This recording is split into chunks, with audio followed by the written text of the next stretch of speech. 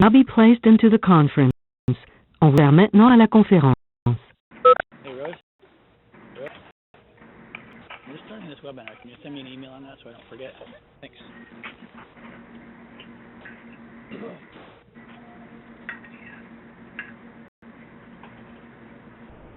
Okay, since it's 1 o'clock, we'll get started now. So just to make sure everyone is here for the club case study, is that correct? Yes. And just if we can, if you have the ability to, if you can put your phone on mute, you're more than welcome to unmute after if you have any questions or anything, but just so we don't get too much of a background noise and any difficulty with anyone hearing.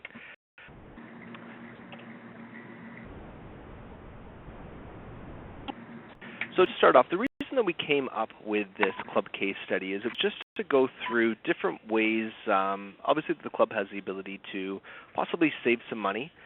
We wanted to take the time to do the legwork on certain aspects of this for you, just because we know that sometimes you're not always going to have the ability to go through and get these numbers to prepare for, you know, the board to see or whoever it might be. So what we took sort of a fictitious club. We pulled a variety of different clubs to get, you know, the average membership size, the average, you know, postage that they had, and so on. So based on that, we came up with a club with roughly 400 members, with a golf course, dining areas and a patio space, and then one major event space that they would hold different things such as weddings, club-hosted events, and so on. First couple areas that we looked at were labor management. Labor management to us meant things along the lines of staff having to key things into the system, manually having to calculate things, and so on. So one areas that we first looked at were pre-authorized payments. For any of you that are possibly doing pre-authorized bank payments or even pre-authorized credit card payments, there are options that you've got for entering this information and having it being an automated process. So you're not having to have 400 members, you know, at that point keying information into a credit card swipe system, manually taking checks from your members and processing those. So what you can do with that is automate the system to have the software track all of that information for you, do all the processing, and do the entries for you. So we pulled a few clubs that we were already using or not using these systems, and it came out that roughly it was taking about 5 minutes a member when somebody hands a manual check over to anybody in the accounting office to then go through and post those against accounts. Obviously, that's going to take you some time, and then staff wage at your 400 members. So the other areas that we looked at were timekeeping. So timekeeping sort of had two different aspects to it. One was obviously somebody has to sit there and calculate those hours based on that old punch clock that you see on there, but it's also not giving you the ability to trust whether or not your staff are punching in at the correct time, punching at the correct time, and so on. So with having the ability to minimize the additional hours, so obviously there's that no late clock in or out, and also the ability of setting maximum hours. So if your club typically closes at 10 o'clock at night, then you don't have to worry that your staff are sitting around for the extra half hour, 45 minutes. The system can automatically have them clock out at that desired time that you set. Obviously, with not having this old punch clock that you see on screen, it automatically does those calculations of hours for you and then passing the information to your payroll system, be it from Jonas or an outside or payroll company that you may be using. So some of the other things we looked at, so those are just a couple of quick little things, but then we got into some of the ones that had the biggest bang for your buck, for lack of a better word, in the cost savings area.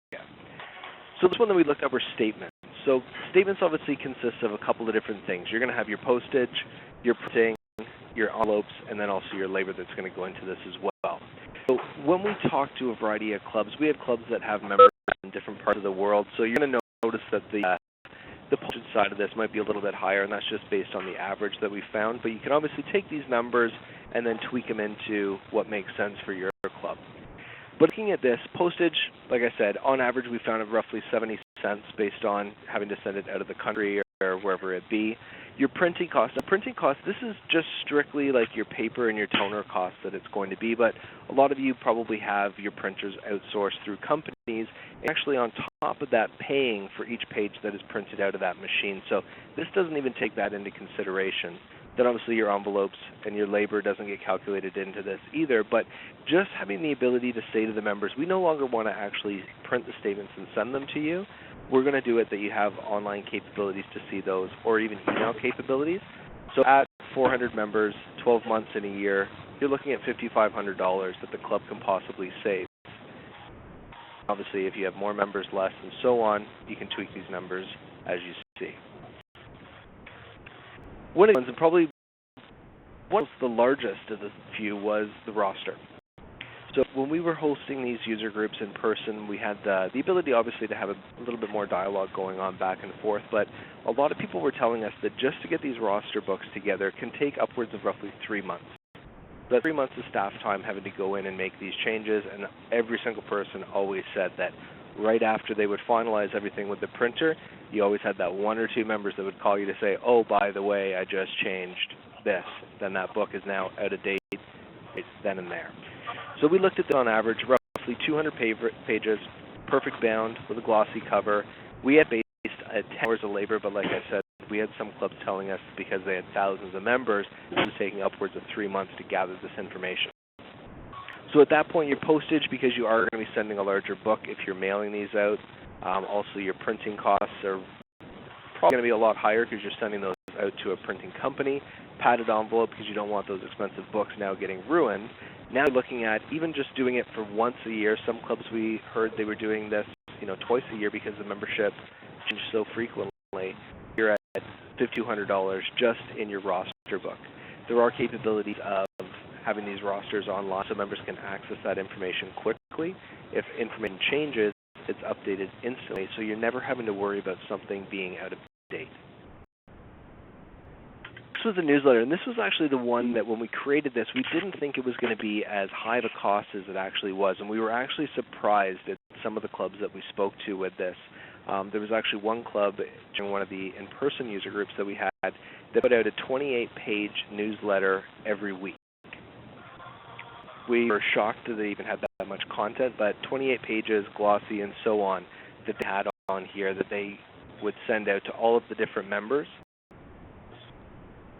So this we just based on an 8-page, so you can see at that point we're 20 pages shy of what they were at, 8.5 by 11, glossy, and the labor that goes into this. From here we can see you're looking at a postage again because it's a bit of a large one. Some clubs had people coming in to actually pick up the newsletters from the club, so you can obviously save some money there. But the printing and the envelope, and this, we were only basing this on a quarterly newsletter, but most of the clubs that we talked to, some clubs are doing weekly, bi-weekly, monthly, and so on. So even just at doing a quarterly one, it's $4,800 a year that you have the ability to save. Now, most websites, or even with most email marketing tools, you have the ability to digitize these and actually send them out that way, and that's not costing you, obviously, anything at that point to do so. One of the other clubs, an interesting point when we had one of the in-person user groups, that they took out on the first page of their newsletter and said that they were no longer going to be printing newsletters anymore. If members did want to receive a printed copy, they would need to let the office know by the end of the month. Sure enough, the end of the month came, they heard from nobody, so everybody got the digital newsletter. As soon as the digital newsletter went out, phone calls started coming into the office saying, how dare you take my printed newsletter away. So even though the members weren't reading them, they were angry that they weren't getting that printed copy. Does anybody have any questions so far on the statements, the roster, the newsletter section that we've talked on? Don't forget to put your phone on mute. You'll have to take it off for me to hear you. Okay. All right, so we'll move on to next a couple of the other areas that we looked at. Document management. So again, we pulled some clubs, found out that on average, clubs, have roughly maybe 1,000 boxes, give or take, that they might be storing off-site. Obviously, by doing a document management system, and what I'm referring to with that is having a digital document management system. Obviously, it frees up the storage that you may need, whether it's on-site or off-site that you're going to be utilizing. Staff time, meaning that now instead of me having to go to the basement or wherever it be to try and find that document that I'm looking for, it makes it a lot easier when you've got it right online or on screen for you to retrieve. Obviously, getting the flexible retrieval, meaning that sometimes with the document management system companies that you might be using for off-site storage, they might take 1 to 2 days to actually get that document that you need, and if you need it in a hurry, obviously it doesn't help you out at that point. So with the document management, this is strictly just the storage fee. So on average, most document management companies are charging roughly 23 cents per banker box that you're storing. At the point, again, when you get into the 1,000 boxes that somebody might be storing, now looking at anywhere between $2,000-ish a year that you're paying for document management. The big thing, though, is that it doesn't include access fees. So if you do contact your document management company, a lot of the times they charge you a fee to be able to retrieve that document. Destruction fees, so if you want to have documents removed that are old or you no longer require, you're paying for those. And then permanent withdrawal fees, so if you change from one company to the other, you're a lot of the times getting charged probably what you pay in 1 year just in your withdrawal fees. So if you can take that to a digital version, that's something to look into down the road. That's your cost saving side of things. The other areas that we wanted to look into were ways that you can obviously generate revenue. So it's to be able to save it, but how can you create more as well? So one of the big things that is starting to gain steam are gift cards. Obviously you walk into Best Buy, Target, wherever it be, you'll always see a wall of gift cards. So any graphics that you wanted on there, you can get a gift card to look any way you'd like. So at this point, there were more than $41 billion that went unused between 2005 and 2011 in the study that we read over. I'm sure people that are on the phone here probably have a gift card somewhere, be it in their wallet, at home, or they're not sure of, that has money on it that's not utilized. And everybody that's on the phone has probably done this as well. You have a gift card for $55. You're most likely going to go in and buy something for either more than the value, or you might buy it for less and then make a second trip. And most users, 55% of them, do require more than one trip when they have a gift card. And also, they're typically spending 20% over the face value of the card as well, which is obviously now more money in your pocket at the same time. And then so some of the studies that we found said that plastic gift cards, like you would see in Target, Best Buy, and so on, actually give you an increased sales between 50 and 100% versus the old paper certificates that some might be using. Now, one of the big things, and some of you may have heard of this with some of the announcements that we've had over the past few months, is a partnership that we've created with a company called the Global V Card Pay System. So essentially what Global V Card does is it takes all the payables, and then instead of you having to issue a manual check or whatever it be, this takes virtual single-use MasterCards and translates it into a digitized payment for your vendors.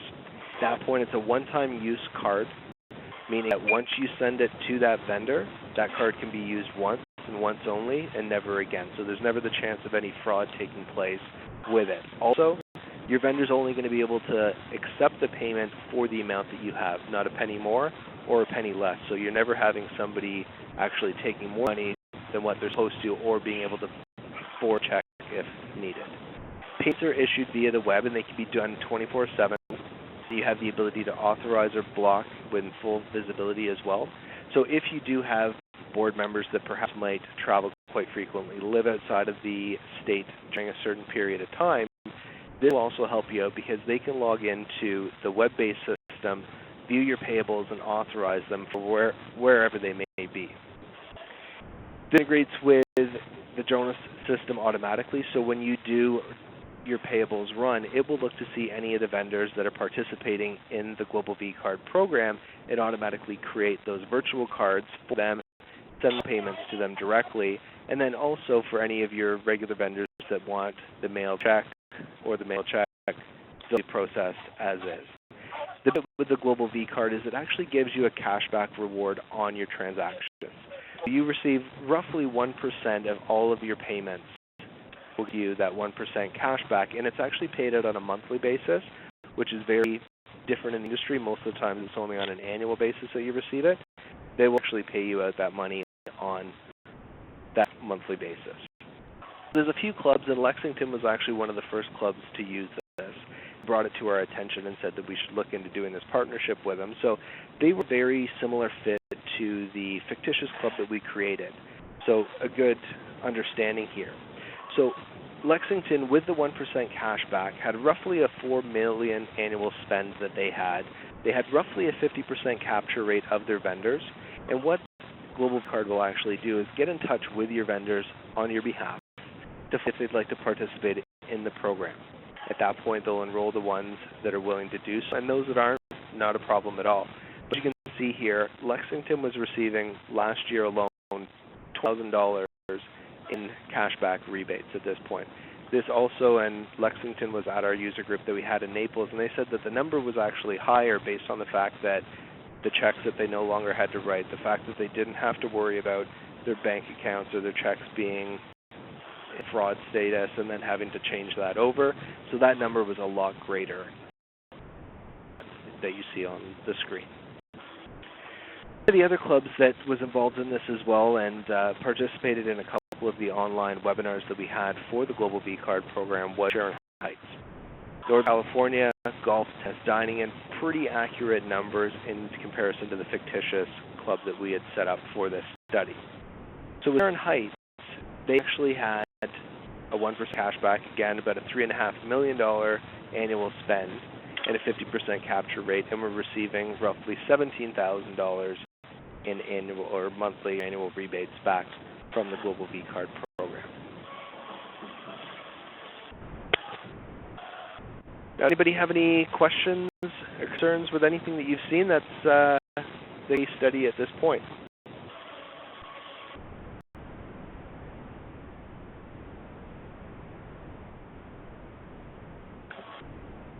Well, if anybody has any questions, that concludes the presentation. So there's one last chance if anybody does have any questions for me.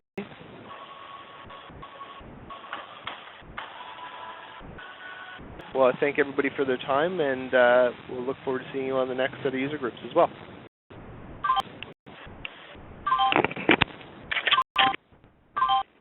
Conference has ended. You will now be disconnected.